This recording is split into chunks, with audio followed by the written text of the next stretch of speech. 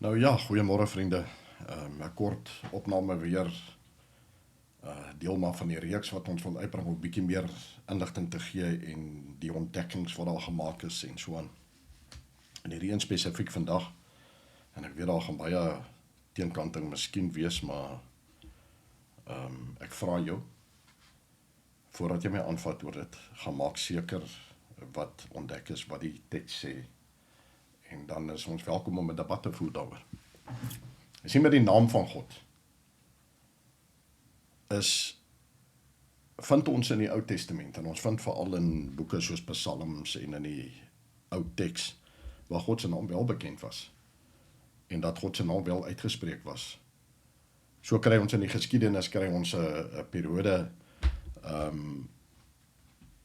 in die AD kant van die geskiedenislyn, waar mense vervolg is en selfs doodgemaak is, omdat hulle die naam van die Vader uitgespreek het. Daar spesifiek een verwysing, ek kan nou nie sy naam on the top of my head onthou, waar Rabbi was wat die Vader se naam in die publiek uitgespreek het, en waar sy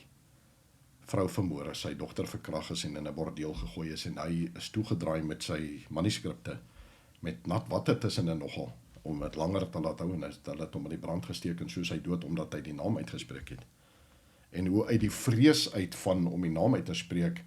die rabbies dit wys gedink het om die naam te verwyder vanuit die Bybel uit, en dan Adonai in te bring, wat beteken Here, of Hashem, wat beteken die naam, ten einde nie doodgemaak te word nie, maar dit nog steeds 'n bediening van God te wees. En alles van dit, as jy gaan kyk in eerlikheid na die geskiedenis, alles van dit het gegaan oor assimilasie, waar hulle vervolg was, sodat hulle nie die God van die Bybel kan aanbid nie, sodat hulle nie hierdie tradisies nastreef nie, maar hulle kan assimileer, sodat daar een geloofsstruktuur in Rome kan wees, en so hierdie hele geskiedenis het touwtjies wat by mekaar uitkom.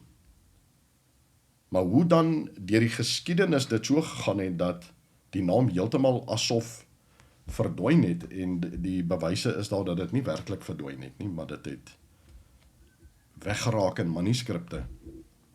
en hoe dat dit gelei het na vertalings wat gaan, soos die Afrikaanse vertaling wat sê die Here. Nou die Here is die Afrikaanse weergawe van Adonai, wat in die Hebreëse Bybel is, en the Lord in die Engelse Bybels. En dan wat vir my crazy is van hierdie hele verhaal is hoe die Vader in Daniël vir Daniël sê, dat die inligting wat hy openbaar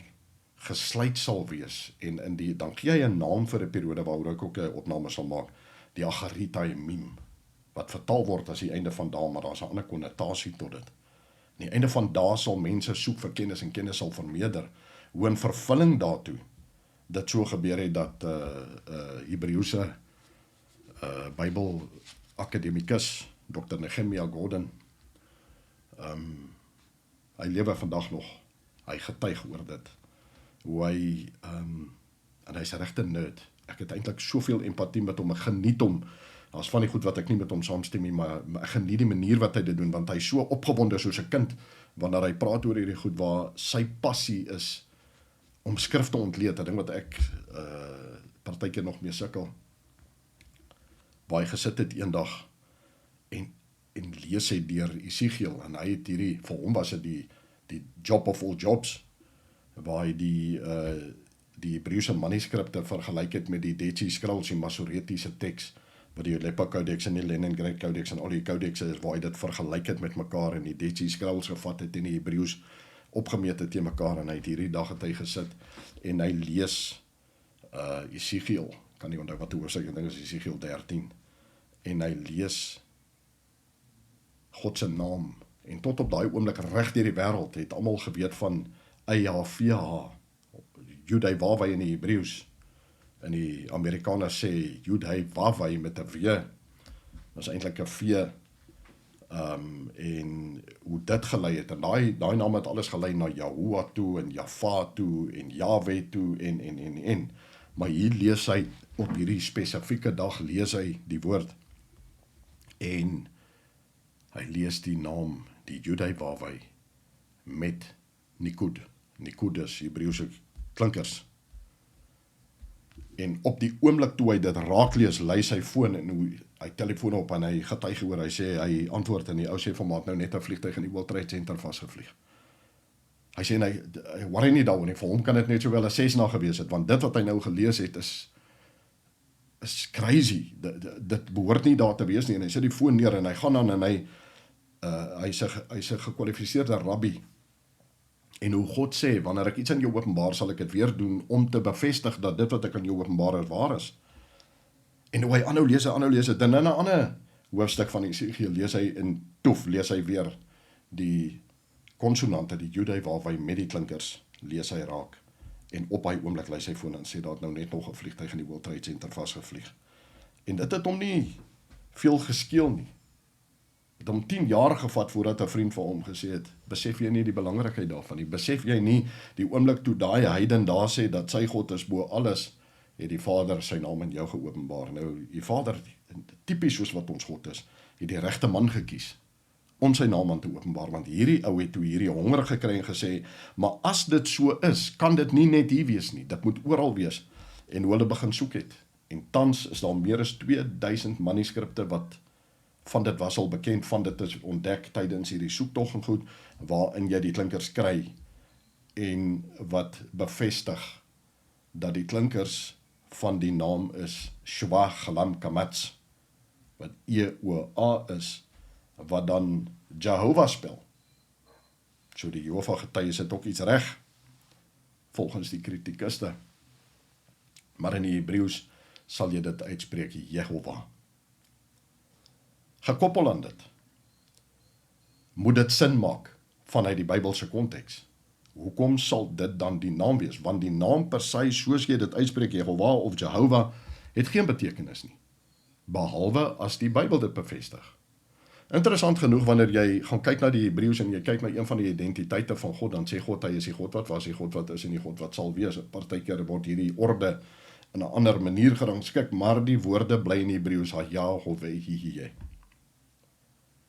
In Hebreëus het jy 'n applikasie wat kontraksie genoem word, soos byvoorbeeld die Joodse Bybel, die Hebreëse Bybel staan bekend as die Tanakh of die Tanak. Maar in werklikheid, net soos die woord Hebreëus, is die woord Tanakh nie 'n Hebreëse woord nie. Jy sien, die woord Tanakh is 'n kontraksie van 3 verskillende woorde, waarvan die eerste een die Torah is, wat Genesis, Exodus, Levitikus, Numeri en Deuteronomium is die eerste 5 boeke. Dan kry jy die profetiese boeke wat bekend staan as die Nevi'im, die profetiese boeke, en dan kry jy die skrywers, soos Psalm en Spreuke en so aan, wat bekend staan as die Ketubim, dit is Likkie. En dan as jy 'n kontraksie doen van die Torah, Nevi'im en Ketubim, dan spel dit Tanakh. So wanneer iemand sê Tanak of Tanakh, dan weet ons hulle verwys na die Ou Testament, soos wat deur die Jode geonderhou word as hulle Bybel. En in dieselfde vorm as jy Yahweh, die identiteitskenmerke van God, die God wat was, God wat is en God wat sal wees, 'n kontraksie doen, dan kom jy uit by Jehovah. Maar dit is allegorie. Maar interessant genoeg, sou jy na Levitikus 23 toe gaan en jy gaan kyk na hierdie uitloop, selfs van Exodus al waar die Vader vir Moses sê, hulle moet hierdie lam vat en hierdie lam moet gekies word op 'n spesifieke dag, en dan is daar sekere goed wat moet gebeur, dan sal jy sien, is alles bevestigend van dit wat ek julle nou vertel het, en onder andere, waar die engel kom na Miriam toe, dis die Hebreëse naam van die persoon wat ons ken as Maria, en hy sê vir haar, jy gaan 'n seun baar, en jy gaan hom Jehoshua noem, Joshua Atami. En hier is die crazy ding. Joshua Atami beteken Jehovah is die verlossing van sy mense. Dis wat Yeshua is, die verkorte vorm van Joshua. Dis die betekenis van Messias se naam, is dat Jehovah is die verlossing van sy mense, Joshua Atami. In lyn met dit, wanneer jy gaan na Exodus toe, wanneer die Vader vir Moses sê, op die 10de van Aviv, moet julle die lam kies wat gaan dien as die verlossing van my mense. Kan jy gaan kyk in die evangeliese tyd, ons praat hierso van 2 dae voor Messias gekruisig is, kom hy op 'n esel en hy ry Jerusalem binne en ons kry hierdie mooi verhaal wat ons vertel word van die palmtakke en die klere en hoe hulle vir hom sing, Hosiana, Hosiana, Hosiana. Hosanna in Hebreëus beteken, wees ons verlossing. Sonder dat die deelnemers wat daar vir hom dit sing, besef, vervul hulle die profetiese betekenis van die kies van die lam. Op presies dieselfde dag, terwyl almal in Jerusalem was, om die lam te kies wat op Pesach, Paasdag, geslag moet word. So hier is die punt. Oral kry ons verwysings van goddelike dinge, vanuit die Bybel uit. En as ons al hierdie oordeels benaderings van ons, van die skouers afgooi en ons fokus en ons sê, kom ons kyk na die moontlikhede, dan ontdek ons skatte, soos hierdie, in die woord, in die Hebreëus, in die teks, in die geskiedenis tydlyn, en julle sal veral sien wanneer ons kyk na Levitikus 23 se uitloop, die heilige dae, hoe presies en hoe kosbaar dit is wat God vir ons sê, en hoe Messias gekom het, om juist dit wat die Vader vir ons gegee het in die Ou Testament, tot vervulling te bring. Ek hoop, dit het waarde. Geseënde dag vir julle. Shalom.